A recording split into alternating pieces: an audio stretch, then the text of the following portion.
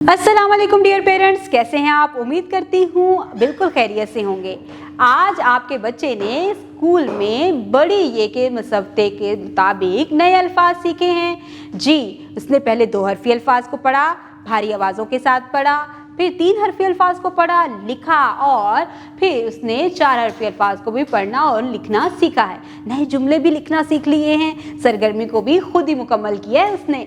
इसके साथ ही क्लास में उसको बहुत सारी एक्टिविटीज़ करवाई गई हैं और उसको होमवर्क भी दिया गया है। आप बच्चे की डायरी को चेक करें और उसमें देखें कि बच्चे को होमवर्क क्या मिला है।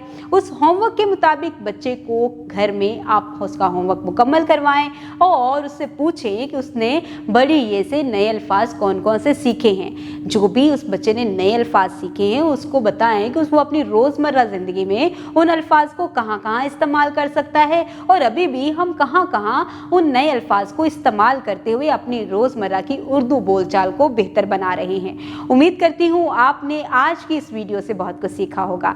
मज़ीद सीखने और जानने के लिए हमारे साथ रहिएगा। मिलते हैं अगली वीडियो में, तब तक के लिए अल्लाह हाफिज़।